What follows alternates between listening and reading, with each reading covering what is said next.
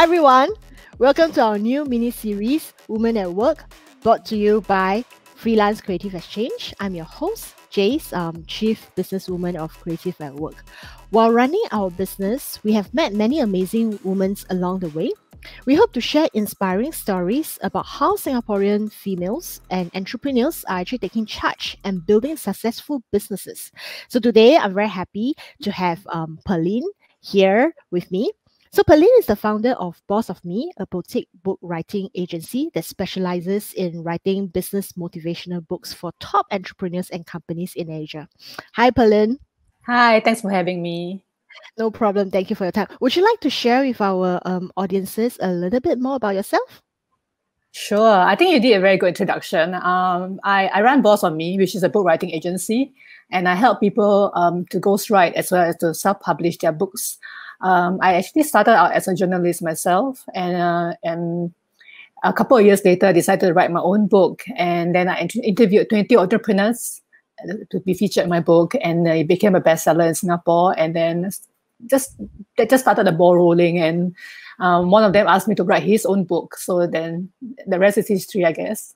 Never look back ever again. No. So you have written, so many motivational books.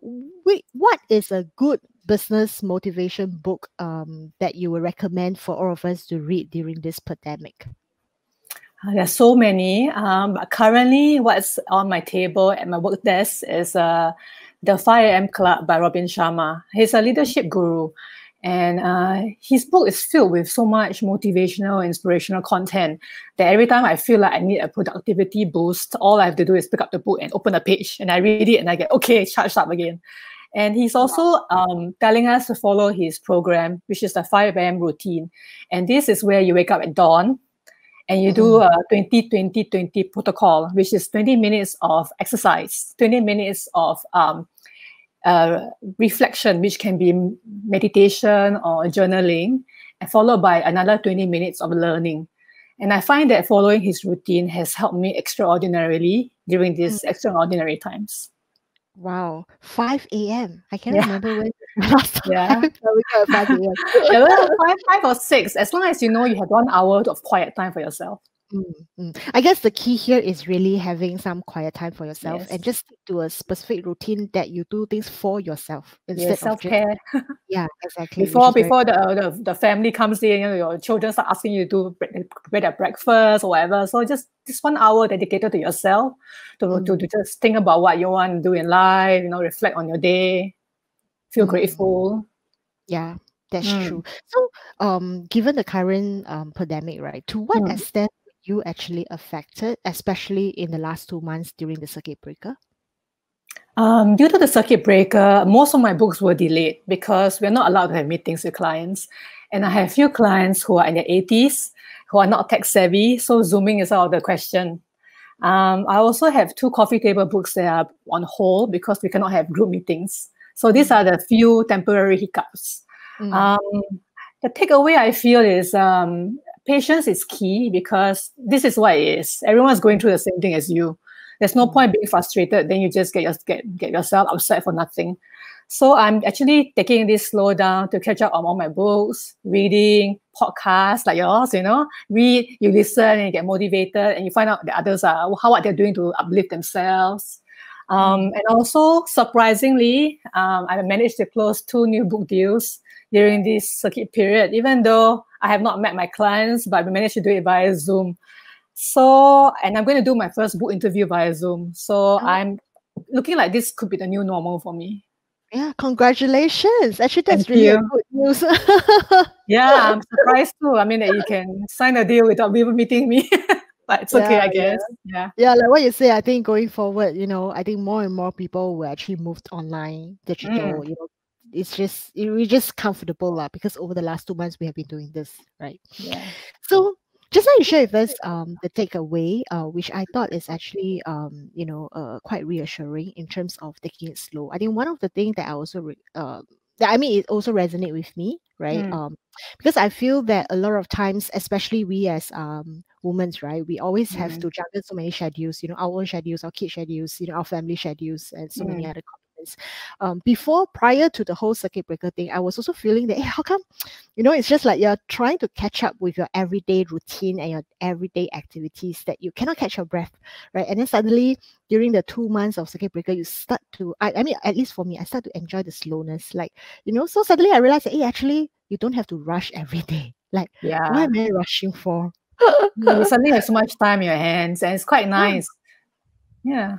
Yeah, you're right. That's also my takeaway for the circuit breaker Mm. as well. So many of us have actually turned to writing to actually create content and showcase our expertise on LinkedIn and other social media platforms. So how, in your opinion, right, and in your many years of experience, right, advising other people in terms of their books and also writing for yourself, how do you think we can actually use, or as female entrepreneurs, how do you think we can actually use storytelling to actually build or enhance on our personal branding and market our services, especially during a period like this? I think people are definitely drawn to stories. And I believe that all of us, no matter who we are, we have great stories to tell. It's all about digging deep and being authentic.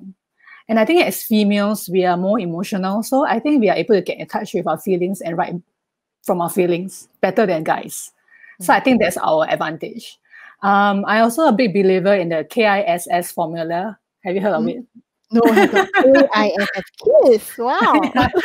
Yeah, easy to remember, KISS, KISS. Mm, But it stands for keep it simple, stupid. mm, Because I find that a lot of people try and use bombastic words when they're writing in order to impress people. But instead of impressing me, it puts me off. It's like, okay, what are you trying to prove? So I always make it a point to write as simply as possible and just tell my story with simple words.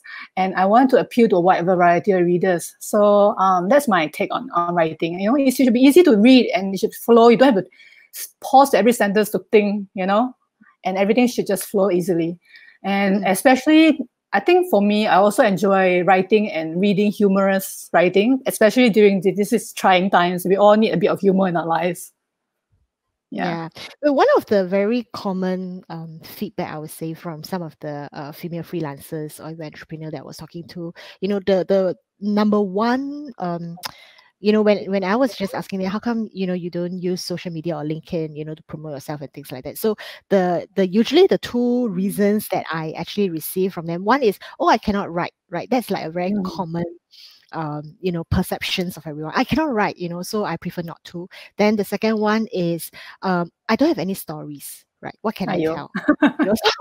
So to those female entrepreneurs or freelancers who think like that, what are some of your advice for them? I think women in general, we think too much. We have a lot of very high expectations of ourselves, which is not a bad thing, but I think we need to relax a little bit, So what if your English or grammar is wrong? So what if everything doesn't flow so easily the first time? But with practice, and I think if you speak from the heart, you will definitely touch people. So just go out there. Don't be afraid to make mistakes. Put yourself out there. Yeah, exactly. It's the first step, right? I think, it will get easier and easier.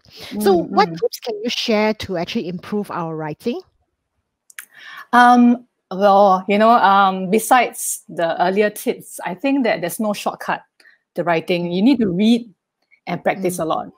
I have a lot of my clients who say, I want to write a book. What books do you like? I don't know. I don't read. I'm like, okay, let me help you here. You need my help, definitely. So yeah, if you want to write well, we definitely need to read a lot, and you need to practice. And there really is no way you can attend a workshop over the weekend and come out of it a brilliant writer. You may know the strategies, you may know the tips, but you still need to practice and put it into use every day. So it's definitely blood, sweat, and tears. And you just keep trying, you get better. And what I can give as an advice to people is you take this opportunity to use all your social media platforms to write, right? As you share your story on IG, instead of putting just one picture and a short caption or even no caption, you try to write a story. And just practice, and because it's something that is personal, I think it should be easier rather than asking to write about something that you cannot relate to at all. And try to write proper emails and text messages. I find that the problem with millennials these days is they use too much short forms, emojis. And then because of that, their writing and their spelling is atrocious. So I think we should try and maintain, proper writing at least. Yeah, you're right. Yeah. Yeah. I guess this whole social media thing has actually made a lot of us, come up with a lot of acronyms that sometimes we're like, oh, where does that come from? A lot of lingo, and then, a lot of emojis. Then people forget how to write and how to spell already after that. Yeah. So as freelancers and business owner, how can we communicate effectively with clients and customers, during this pandemic, or during downtime in the economy situations? I think maybe keep in touch regularly, send them an email, ask them how they are. Don't always ask them for work, Then they always think that you're after them for only one agenda, but just, talk to them like as how you would ask about your family members and how are you doing, how are you coping, keep in touch. Maybe also like sending little like cards or gifts just to keep in touch and keep you on their minds, I guess. Yeah, I guess it's also building relationship, right? I guess correct. It's all about relationships. Yeah. So what are your plans for Boss of Me in this new normal that we're talking about, or we are going to face? Well, I think I'm definitely going to use more technology, like Zoom in my business. And I think this interesting time has also opened up an opportunity for me, because now I can actually expand overseas and close clients via Zoom. So I have to thank COVID for presenting this opportunity to me. Yeah, congratulations. So I'm just wondering, so how do you actually reach out to clients overseas then in that sense? Actually, to me, most of my clients are the ones that ask about my work, my services and my work. And then because we can't meet right now, so they say, oh, let's Zoom. So we Zoom, we meet. And then after a few sessions, then it's kind of like a virtual meeting already, right? Yeah. Yeah, I think sometimes word of mouth advertising is still the best, right? I mean, while you can do a lot of marketing on social media, but I think the good words still need to speak for themselves in a sense. I use a lot of like Facebook has been quite essential for me.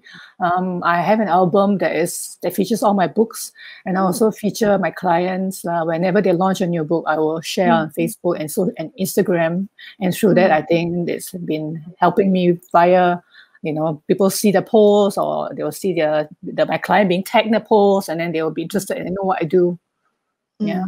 I'm just wondering, I mean, you have written so many books for so many different people, right? Don't you ever run out of creativity? Like, will there be a moment in time where you feel like, oh dear, what should I write for this particular book? Not really, because everyone is different. So every time I meet a new client, it's a different story to tell. I'm not the one writing my own story. So I'm actually helping them to write their story. So yeah, I will never run out, because everyone has a different story. So how's your routine like during the last 2 months during the circuit breaker? I'm just wondering. Me, I do the 5 a.m. or 6 a.m. And then I will actually have a lot of fun looking for fun workouts, interesting new workouts to try. And then reflect and meditate, journal. And then and during the afternoons, I try to listen to podcasts and catch up on my reading. And if I have work to do, I will do my work. But by the evenings, I'm usually free, so I try not to think too much, just really zone out. I think it's good to have time out as well, not to clutter your brain with too many things to do, Yeah. I think that's very important, because as as we go about doing our daily routine in that sense blindly, right? I think that there must always be a time where we can zoom out and just think about nothing. I like to keep a schedule. I'm a very organized person, so I think having a schedule helps to. I think your day actually runs smoother, and you achieve more things when you have a schedule, and you're also more reassuring in a sense, knowing that you can tick off things. I've done this, I've done that. Like tick off things that I've done. So you feel sense of achievement. Sense of achievement. Sense of achievement. Rather than wake up aimless and then you don't know what you're doing for the rest of the day, and then you just like drift around, So I don't like that. That's true. So what advice or encouragement do you have for other female entrepreneurs? What's very interesting in my line of work is through these 7 years, I have only 10% of my clients are females. And whenever I meet a female client, right, they will always ask me, do you think my story is interesting? Do you think people will want to read my book? They have a lot of questions about themselves and a lot of self-doubt, which is never the case for my male clients. My male clients will be like, I would like to have 3 books, you know. They're full of confidence. So I think that we should stop questioning our self-worth. You know, be proud of what we have achieved and don't be afraid to stand out. So I really do hope that I can help more female entrepreneurs share their inspiring stories. So reach out to me if you are female and you want to write your story. Yes, you reach out to Pearlin. She's a very good writer. She will be able to Thank help you. you to tell your stories much more. Yeah, I need to balance out my female and male ratio. But do you think there will be more female? I think there's this year actually started off positively because I have like 2 new female clients. Oh, yeah, wow. So I'm actually quite happy about that. Yeah, can't wait to see more. So when the book is out, you must let us know. Yes, I will. I will share on my social media. Yeah, great. Thank you so much, Pearlin. Thank you for all the sharing. Thank you for your time. Jade. Yeah. And thank you to you, audience, as well, for tuning in. So subscribe to our show, Freelance Creative Exchange, and check out our Freelance Creative Exchange website and join our Creative at Work community on Facebook and Instagram. Till then, have a wonderful week. Be kind, stay safe, and we'll chat soon. Bye, Pearlin. Bye. See you.